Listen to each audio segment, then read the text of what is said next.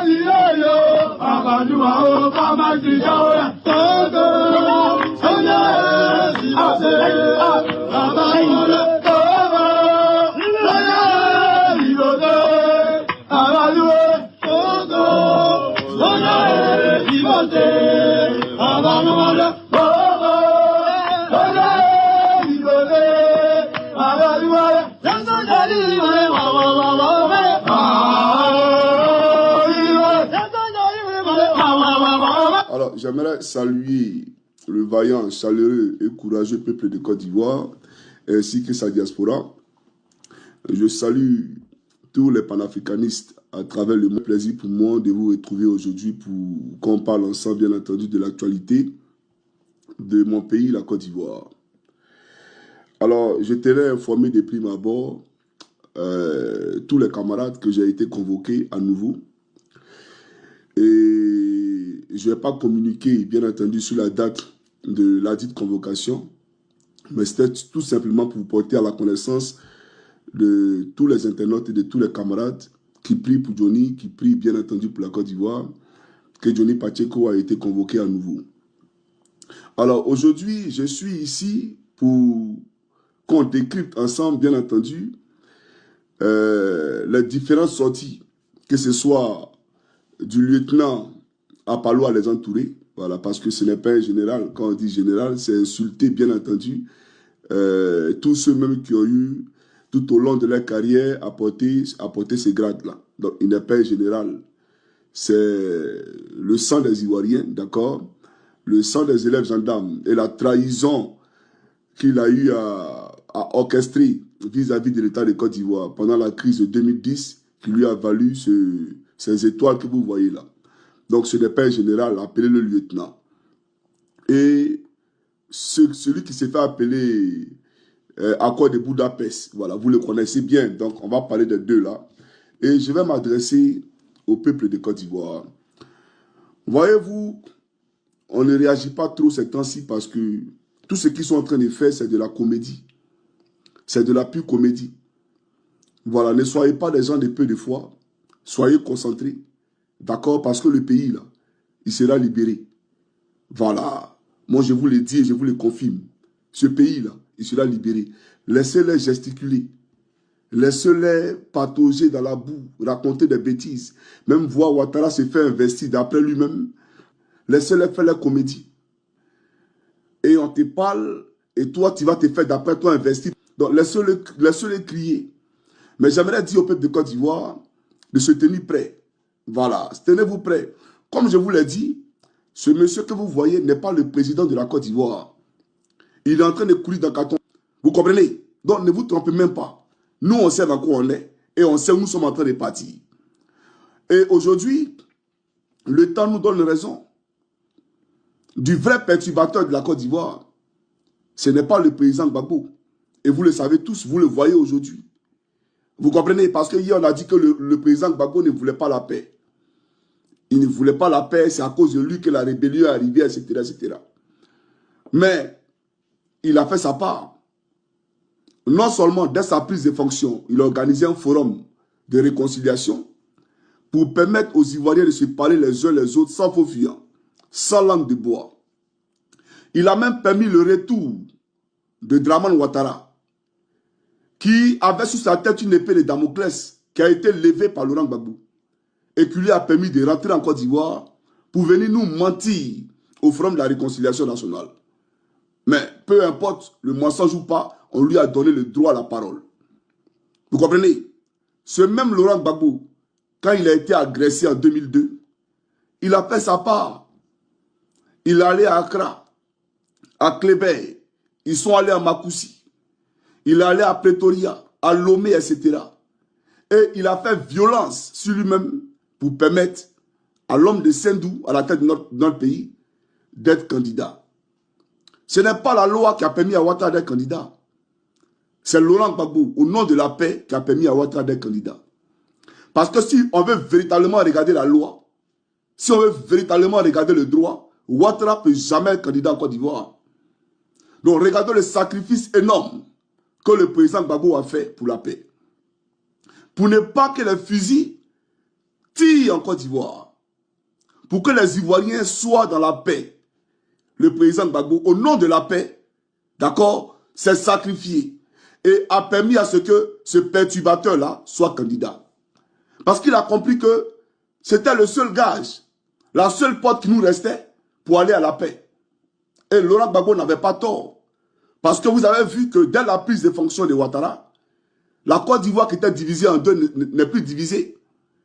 Les rebelles qui revendiquaient un certain nombre de droits d'après eux se sont volatilisés.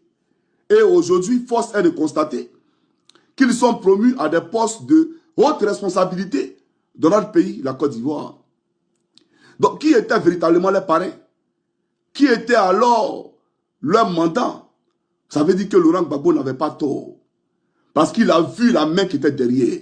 Il a compris que ces jeunes gens qui avaient pris des fusils là, leur parrain n'était rien d'autre qu'Alassane Dramane Ouattara. Et que s'il faisait de celui-là un candidat, il allait avoir la paix définitive en Côte d'Ivoire. Et Laurent Gbagbo l'a fait.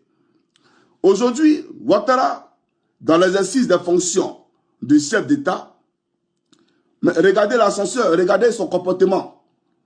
Il refuse que M. Gbagbo soit candidat. Il refuse que M. Tidiane Thiam soit candidat. Il contraint M. Solo Kibafouri Guillaume à l'exil et il nous demande à nous, Ivoiriens, d'accepter ça. Alors qu'il n'est pas à son premier mandat.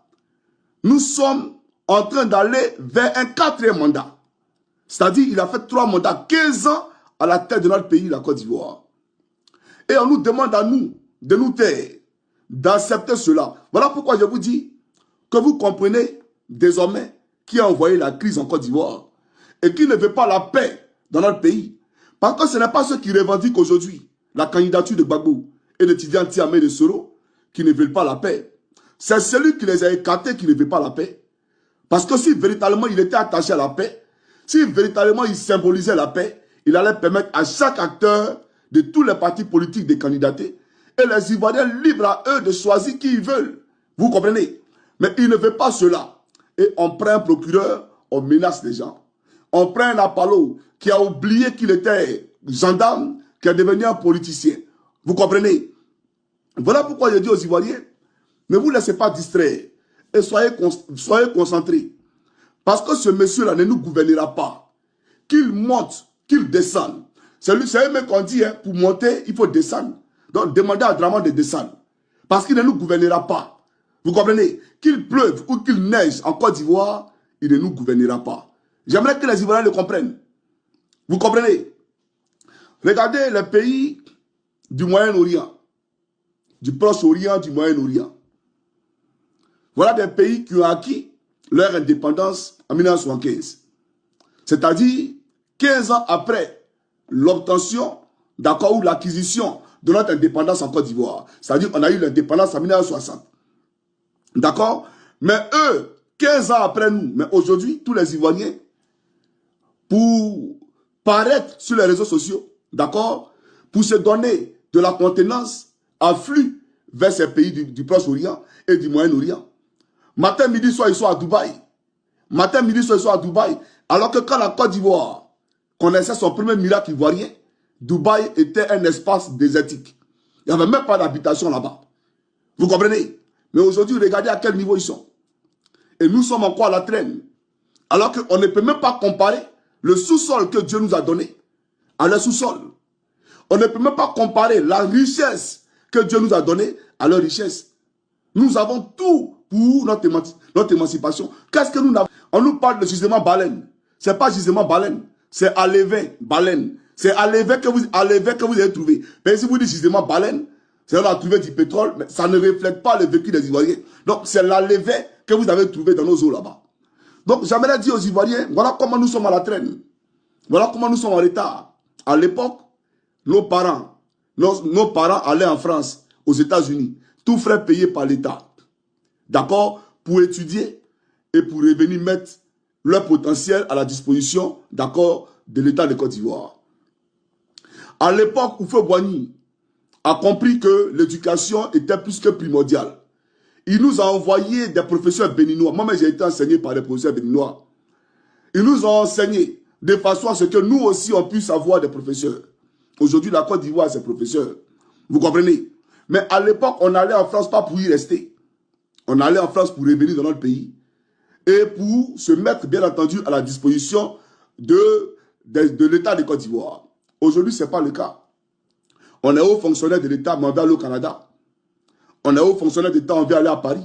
On veut aller en Angleterre. Regardez même à Bouna. À Palois-les-Andes Touré, le lieutenant a envoyé des gendarmes pour aller mater les populations là-bas. Vous comprenez? Et arrivé à Bouna, parmi les gendarmes qui sont allés exécuter l'ordre d'Apalo et de Draman, il y a 2 gendarmes qui ont cambriolé un vieux. Ils l'ont dépouillé de son argent. Il avait 100 000 francs sur lui. Ils ont arraché 90 000 francs.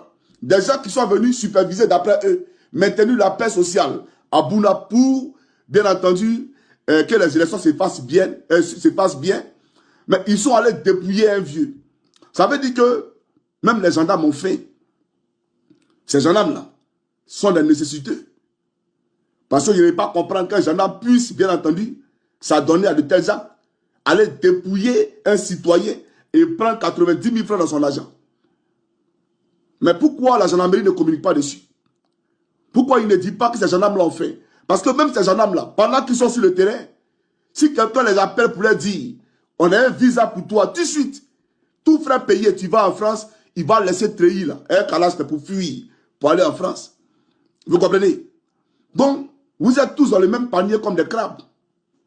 Leur salaire, c'est combien? Une somme dérisoire, banale. Ils appellent quoi maison baillée? Ces maisons précaires là, où ils habitent là. C'est comme ça qu'un homme doit vivre convenablement.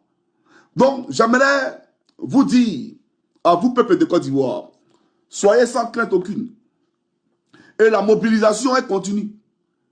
La mobilisation là, est continue. Je vais vous faire écouter Apalo. On va l'écouter d'abord. Hein. Et bien entendu, après, je vais décrypter. Voilà, je vais décrypter son discours. Alors, Apalo à les entourer, il est où? Alors, on écoute rapidement, c'est parti. Quelqu'un va se cacher lui-même.